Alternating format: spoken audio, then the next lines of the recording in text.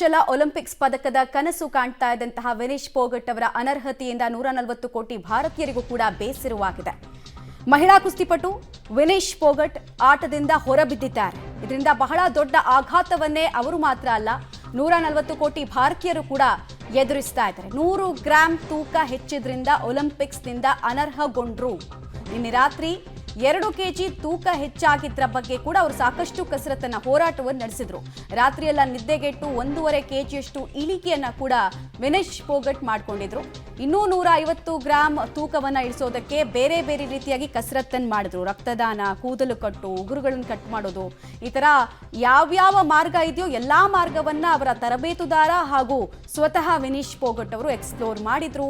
ಆದರೂ ಕೂಡ 100 ಗ್ರಾಂ ತೂಕದ ವಿಚಾರದಲ್ಲಿ ಅವರ ಹೋರಾಟ ಕೈ ಚೆಲ್ಲಬೇಕಾಗಿತ್ತು. ಬಿಕಾಸ್ ವೇಟ್ ಚೆಕ್ ಮಾಡಿದಾಗ ಅಲ್ಲಿ ಅವರು ಆ ನಿಯಮಕ್ಕಿಂತ ಹೆಚ್ಚು ತೂಗ್ತಾ ಇರೋದು ಕೂಡ ಕಂಡು ಬಂತು. ಹೀಗಾಗಿ ಅವರನ್ನ ಡಿಸ್ಕ್ವಾಲಿಫೈ ಮಾಡಲಾಗಿದೆ. ಪದಕದ ಆಸೆ ದೊಡ್ಡ ಕನಸಿತ್ತು ಅವರಿಗೆ.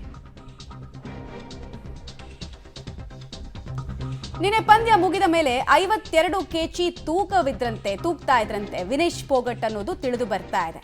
ನಿನ್ನೆ ರಾತ್ರಿ ಆಗಿದ್ದೇನು ಅನ್ನೋದರ ಅಪ್ಡೇಟ್ ಇದು. ನಿನ್ನೆ ಪಂದ್ಯ ಮುಗಿದ ನಂತರ 52 ಕೆಜಿ ವೇಯ್ನ್ ಆಗ್ತಾ ಇದ್ರಂತೆ ಅವರು. 50 ಕೆಜಿ ಬದಲು 52 ಕೆಜಿ ಇದ್ದಿದ್ರಿಂದ ತೂಕ ಇಳಿಸೋದಕ್ಕೆ 2 ಕೆಜಿಯನ್ನ ಅವರು ಇಳಿಸ್ಕೊಳ್ಳೇಬೇಕಾಗಿತ್ತು. ಹೀಗಾಗಿ ಇಡೀ ರಾತ್ರಿ ಕಸರತ್ತನ್ನು ನಡೆಸಿದ್ದಾರೆ. ಸೈಕ್ಲಿಂಗ್ ಇರಬಹುದು ಅಥವಾ ಎಲ್ಲಿ ಸ್ವೆಟ್ ಜಾಸ್ತಿ ಬರುತ್ತೋ, ಯಾವ ಎಕ್ಸಸೈಸ್ ಮಾಡಿದ್ರೆ ಅದೆಲ್ಲವನ್ನ ಮಾಡಿದ್ರು ಅವರು. ಫೈನಲಿ 150 ಗ್ರಾಂ ಶಾರ್ಟೇಜ್ ಬಂತು. 52 ಕೆಜಿಯಲ್ಲಿ 1.5 ಕೆಜಿಯಷ್ಟು ಇಳಿಕೆ ಕೂಡ ಆಗಿದ್ರು ವಿನೇಶ್ ಫೋಗಟ್ ಅನ್ನುವಂತಹ ಇನ್ಫಾರ್ಮೇಶನ್ ಅನ್ನ ಕೂಡ ಈಗಾಗಲೇ ಉನ್ನತ ಮೂಲಗಳಿಂದ ಸಿಗ್ತಾ ಇದೆ. ತೂಕ ಇಳಿದ ಮೇಲೂ ಕೂಡ 150 ಗ್ರಾಂ ಹೇಗೆ ಕಡಿಮೆ ಮಾಡ್ಕೊಳ್ಳೋದು ಅಂತ ಟ್ರೈ ಮಾಡ್ತಾ ಇದ್ರು. ಕೂದಲು ಕಟ್ಟು, ರಕ್ತದಾನ ಮಾಡಿದ್ರು ಕೂಡ ಕೊನೆ ಕ್ಷಣದ ಹೋರಾಟ, ಕಸರತ್ತು ಎಲ್ಲವೂ ಕೂಡ ಹೊಳೆಯಲ್ಲಿ ಹುಣ್ಸೆಣ್ಣು ತೊಳೆದಂಗಾಗಿದೆ. ಅಂದರೆ ಪ್ರಯೋಜನಕ್ಕೆ ಬಂದಿಲ್ಲ. ಸೊ ಪಂದ್ಯವನ್ನ ಆಡದೇನೆ ಈ ರೀತಿ ಡಿಸ್ಕ್ವಾಲಿಫೈ ಆಗೋದು ಒಬ್ಬ ಅಥ್ಲೀಟ್ ಪಾಲಿಗೆ ಅತಿ ದೊಡ್ಡ ಮರ್ಮಾಘಾತ. ಸದ್ಯಕ್ಕೆ ವಿನೇಶ್ ಫೋಗಟ್ ಅವರಿಗೂ ಕೂಡ ಇದು ಫಿಸಿಕಲಿ, ಮೆಂಟಲಿ ದೊಡ್ಡ ಟ್ರಾಮಾವನ್ನ ತಂದಿದೆ. ಕುಸ್ತಿಯಲ್ಲಿ ಭಾರತಕ್ಕೆ ಐತಿಹಾಸಿಕ ಸಾಧನೆ ಮಾಡಬೇಕು ಅಂತ ಕೊನೆಯ ಹಂತವನ್ನು ತಲುಪಿದ್ರು ಅವರು. ಕೊನೆಯ ಮೆಟ್ಲಲ್ಲಿ ಇನ್ನೇನು ಭಾರತದ ಬಾವುಟವನ್ನು ಎತ್ತಿ ಹಿಡಿತಾರೆ ಇವರು. ಇವರನ್ನ ಸೋಲಿಸೋದು ಅಸಾಧ್ಯ ಅನ್ನೋ ರೀತಿ ಇತ್ತು. ಬಟ್ ನೋಡಿದ್ರೆ ನೋಡಿ ಏನಾಗ್ತಾ ಇದೆ ಅಂತ. ನಿನ್ನೆ ರಾತ್ರಿ ಏನಾಗಿತ್ತು ಅನ್ನೋದಕ್ಕೆ ಸಂಬಂಧಪಟ್ಟಂತಹ ಡೀಟೇಲ್ಸ್ ಇದು. ಎಲ್ಲ ರೀತಿಯನ್ನ ಕಸರತ್ತನ್ನು ಮಾಡಿದ್ರು, ಎಲ್ಲ ರೀತಿಯಾದಂತಹ ಹೋರಾಟವನ್ನು 2 ಕೆಜಿ ತೂಕ ಇಳಿಸೋದಕ್ಕೆ ಮಾಡಿದ್ರು. ಬಟ್ ಲಾಸ್ಟ್ 150 ಗ್ರಾಂ ತೂಕಕ್ಕೆ ಬಂದಾಗ ಬಹಳ ಸಮಸ್ಯೆ ಆಯಿತು ಅವರಿಗೆ. ಇಡೀ ರಾತ್ರಿ ನಿದ್ದೆಗೆಟ್ಟು ಹೋರಾಟವನ್ನು ಮಾಡಿದ್ರು. ಒಂದು ಪಂದ್ಯದಲ್ಲಿ ಹೋರಾಡೋದು ಬೇರೆ, ಇನ್ನೊಂದು ತೂಕದ ವಿಚಾರವಾಗಿ ಕೂಡ ಹೋರಾಟ ಮಾಡೋದು ಬೇರೆ. ಈ ಸದ್ಯಕ್ಕೆ ವಿನೇಶ್ ಫೋಗಟ್ಗೆ ಯಾವುದೇ ಪದಕ ಸಿಗಲ್ಲ. ಇನ್ಫ್ಯಾಕ್ಟ್ ಆ ರ್ಯಾಂಕ್ ಆರ್ಡರ್ ಅವ್ರು ಲಾಸ್ಟಿಗೆ ಬರ್ತಾರೆ.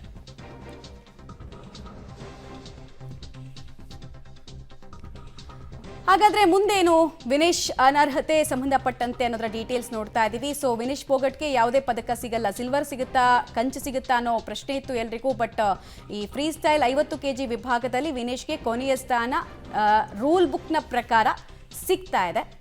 ಫ್ರೀ ಸ್ಟೈಲ್ 50 ಕೆಜಿ ವಿಭಾಗದಲ್ಲಿ ವಿನೇಶ್ ಲಾಸ್ಟ್ ಪ್ಲೇಸನ್ನು ಸೆಕ್ಯೂರ್ ಮಾಡ್ಕೊಳ್ತಾ ಇದ್ದಾರೆ. ಇವತ್ತು ರಾತ್ರಿ ಫೈನಲ್ ಬೌಟ್ ಇರಲ್ಲ, ಅಂದರೆ ಮ್ಯಾಚ್ ಇರೋದಿಲ್ಲ.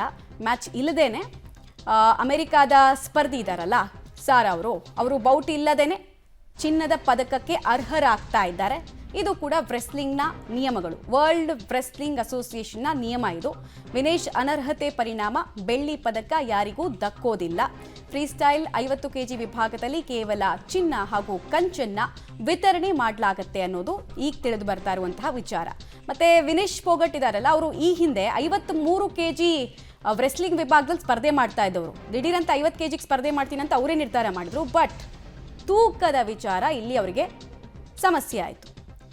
ನಿನ್ನೆ ನಿರಂತರ 3 ಮ್ಯಾಚ್ ಆಡಿದ್ರು ಕೂಡ ವಿನೇಶ್ ದೇಹ ತೂಕ ಹೆಚ್ಚಿದ ಹೇಗೆ? ಈಗ ಕೆಲವರು ಕಾನ್ಸ್ಪಿರಸಿ ಥಿಯರಿ ಬಗ್ಗೆ ಮಾತಾಡ್ತಾ ಇದ್ದಾರೆ. ಅದ್ರ ಬಗ್ಗೆ ಡೀಟೇಲ್ಸ್ ನೋಡ್ತಾ ಇದ್ದೀರಾ.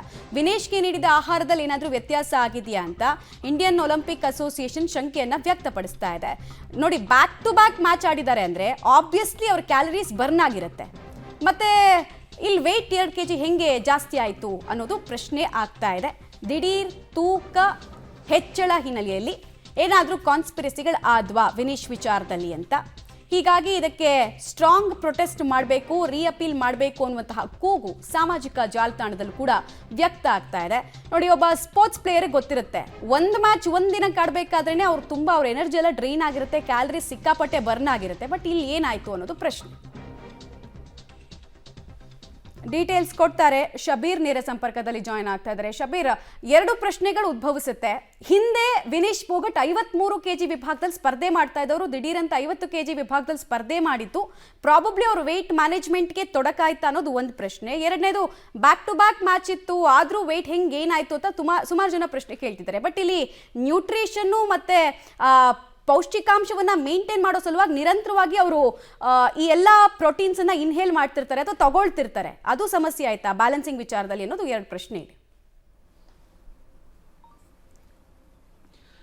ಮಮತಾ, ನೋಡಿ, ಟೋಕಿಯೋ ಒಲಿಂಪಿಕ್ಸ್ ಏನು ನಡೀತು, ಈ ಟೋಕಿಯೋ ಒಲಿಂಪಿಕ್ಸ್ನಲ್ಲಿ 53 kg ಕುಸ್ತಿ ವಿಭಾಗದಲ್ಲಿ ವಿನೇಶ್ ಫೋಗಟ್ ಅವರು ಏನು ಸ್ಪರ್ಧೆಯನ್ನು ಮಾಡಿದ್ರು. ಅದಾದ ಬಳಿಕ ಈ ಬಾರಿ ಪ್ಯಾರಿಸ್ ಒಲಿಂಪಿಕ್ಸ್ನಲ್ಲಿ 50 kg ವಿಭಾಗದಲ್ಲಿ ಸ್ಪರ್ಧೆ ಮಾಡಲಿಕ್ಕೆ ನಿರ್ಧಾರ ಮಾಡ್ತಾರೆ. ಯಾಕೆಂದ್ರೆ ಅದಕ್ಕೆ ತನ್ನದೇ ಆದಂಥ ಬೇರೆ ಬೇರೆ ಕಾರಣಗಳಿದಾವೆ. ಅವರನ್ನ ಹೊರಗಿಡುವಂಥ ಪ್ರಯತ್ನಗಳು ಆ ಹಂತದಲ್ಲಿ ನಡೆದಿತ್ತು ಅನ್ನುವಂಥ ಆರೋಪಗಳು ಕೂಡ ಇದಾವೆ. ಆದಾಗ್ಯೂ ಕೂಡ ಅವರು ತಮ್ಮ ತೂಕವನ್ನ ಕಡಿಮೆ ಮಾಡಿಕೊಂಡು 50 kgಯಲ್ಲಿ ನಾನು ಸ್ಪರ್ಧೆ ಮಾಡ್ತೀನಿ ಅನ್ನುವಂತಹ ಸವಾಲನ್ನು ಕೂಡ ಅವರು ಸ್ವೀಕರಿಸಿರ್ತಾರೆ.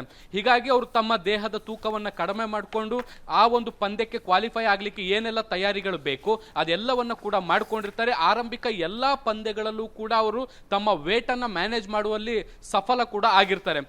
ಸ್ಪೋರ್ಟ್ಸ್ ಮೆನ್ಗಳು ನಾವು ಸಾಮಾನ್ಯವಾಗಿ ನೋಡ್ತಾ ಇರ್ತೀವಿ, ಈ ತರದ ಪಂದ್ಯಗಳು ಆಗ್ಬೇಕಾದಂತ ಸಂದರ್ಭದಲ್ಲಿ ಹೆಚ್ಚು ಊಟ ಆಹಾರವನ್ನು ಕೂಡ ಅವರು ಸೇವಿಸಲ್ಲ. ಯಾಕಂದ್ರೆ ಒಂದು ವೇಟ್ ಲಾಸ್ ಆಗ್ಬೋದು, ಮತ್ತೆ ಆಟ ಆಡ್ಲಿಕ್ಕೆ ಅಥವಾ ಸ್ಪರ್ಧೆಗೆ ಅದು ಅಡ್ಡಿ ಆಗ್ಬೋದು ಅನ್ನೋ ಕಾರಣಕ್ಕೆ ಕೆಲವೊಮ್ಮೆ ಕೇವಲ ನೀರಿನ ಮೇಲೆ ಕೂಡ ಅವರು ಇರುವಂತಹ ಡಯಟ್ ಗಳನ್ನು ಕೂಡ ನಾವು ಗಮನಿಸಿದ್ವಿ. ಅದೇ ರೀತಿಯಾದಂಥ ಡಯಟ್ ಗಳನ್ನ ವಿನೇಶ್ ಅವರು ಕೂಡ ಮಾಡಿದ್ರು. ಆದ್ರೆ ಸೆಮಿಫೈನಲ್ ಮುಗಿದಂತ ಸಂದರ್ಭದಲ್ಲಿ ಅವರ ತೂಕದಲ್ಲಿ ಸುಮಾರು 2 ರಿಂದ 2.5 kg ಜಾಸ್ತಿ ಆಯ್ತು ಅನ್ನುವಂತ ಮಾಹಿತಿಗಳು ಇದಾವೆ. ಅದನ್ನ ಕಡಿಮೆ ಮಾಡ್ಲಿಕ್ಕೆ ಅವರು ನಿನ್ನೆ ರಾತ್ರಿ ಎಲ್ಲ ಕಷ್ಟಪಟ್ಟಿದ್ರು ಅನ್ನುವಂಥದ್ದು ಕೂಡ ಈಗ ಗೊತ್ತಾಗ್ತಾ ಇದೆ. 2 ಅವಕಾಶಗಳನ್ನ ಇಲ್ಲಿ ಅವರಿಗೆ ಮಾಡಿಕೊಡ್ಲಾಗಿತ್ತು. ಮೊದಲಿಗೆ 30 ನಿಮಿಷಗಳ ಅವಕಾಶ, ಎರಡನೇದು 15 ನಿಮಿಷಗಳ ಅವಕಾಶವನ್ನ ಮಾಡಿಕೊಡ್ಲಾಗಿತ್ತು. ಈ ಟೈಮ್ ಬಾಂಡ್ ಅಲ್ಲಿ ಅವರು 50 kgಯ ಒಳಗಡೆ ತಮ್ಮ ತೂಕವನ್ನು ತೋರಿಸಬೇಕಾಗಿತ್ತು. ಅವರು ನಿರಂತರವಾದಂತಹ ಪ್ರಯತ್ನಗಳ ಬಳಿಕವೂ ಕೂಡ ಸುಮಾರು 100 ರಿಂದ 150 ಗ್ರಾಂ ತೂಕ ಹೆಚ್ಚು ಬಂತು. ಹೀಗಾಗಿ ಅವರನ್ನು ಅನರ್ಹ ಮಾಡಲಾಯಿತು ಅನ್ನುವಂತಹ ಈಗ ಏನು ಸಂಗತಿ ಗೊತ್ತಾಗ್ತಾ ಇದೆ. ಆದ್ರೆ ಈ ತೂಕ ಏಕಾಏಕಿ ಹೇಗೆ ಜಾಸ್ತಿ ಆಯ್ತು ಅನ್ನುವಂಥದ್ದು ಈಗ ಸದ್ಯಕ್ಕಿರುವಂತಹ ಪ್ರಶ್ನೆ. ಯಾಕೆ ಅಂದ್ರೆ ಅವರು ಸೆಮಿಫೈನಲ್ಸ್ ನಲ್ಲಿ 3 ಪಂದ್ಯಗಳನ್ನ ಆಡಿದ್ರು. ಅದಾದ್ಮೇಲೆ ಫೈನಲ್ಗೆ ಬರುವಂತ ಸಂದರ್ಭದಲ್ಲೂ ಕೂಡ ಬಹಳ ದೊಡ್ಡ ಗ್ಯಾಪ್ ಕೂಡ ಇರಲಿಲ್ಲ ಅಲ್ಲಿ. ಸೊ ಇಷ್ಟು ಕಡಿಮೆ ಅವಧಿಯಲ್ಲಿ ತೂಕ ಏಕಾಏಕಿ ಹೇಗೆ ಹೆಚ್ಚಾಯ್ತು, ಅವರ ಆಹಾರ ಪದ್ಧತಿಯಲ್ಲಿ ಏನಾದರೂ ಬದಲಾವಣೆಗಳಾಯ್ತಾ, ಅವರ ಡಯಟ್ ನಲ್ಲಿ ಏನಾದರೂ ಚೇಂಜಸ್ಗಳಾಯ್ತಾ ಅನ್ನುವಂಥದ್ದು ಸದ್ಯಕ್ಕಿರುವಂತ ಪ್ರಶ್ನೆ. ಅವರ ಆಪ್ತ ಮೂಲಗಳು ಹೇಳ್ತಾ ಇರುವಂತದ್ದು ಅವ್ರು ಯಾವುದೇ ರೀತಿಯಾದಂಥ ಆಹಾರವನ್ನು ಕೂಡ ಸೇವಿಸಿರ್ಲಿಲ್ಲ. ಆದರೆ ಕೆಲವೊಂದಿಷ್ಟು ಏನು ದೇಹದ ನೈಸರ್ಗಿಕ ವ್ಯವಸ್ಥೆಯಿಂದ ಅದು ಹೆಚ್ಚಾಗಿರ್ಬೋದು ತೂಕ ಅನ್ನುವಂತಹ ಅನುಮಾನಗಳನ್ನು ಕೂಡ ವ್ಯಕ್ತಪಡಿಸ್ತಿದ್ದಾರೆ. ಆದ್ರೆ ಏಕೆ ಹೀಗೆ ತೂಕ ಹೆಚ್ಚಾಯ್ತು ಅನ್ನುವಂಥದ್ದು ಇನ್ನೂ ಕೂಡ ಸ್ಪಷ್ಟವಾಗಿಲ್ಲ. ಆದಾಗ್ಯೂ ಕೂಡ ಅವರು ಸಾಕಷ್ಟು ಪರಿಶ್ರಮ ಪಟ್ಟಿರುವಂತದ್ದು ಸುಳ್ಳಲ್ಲ ಮಮತಾ.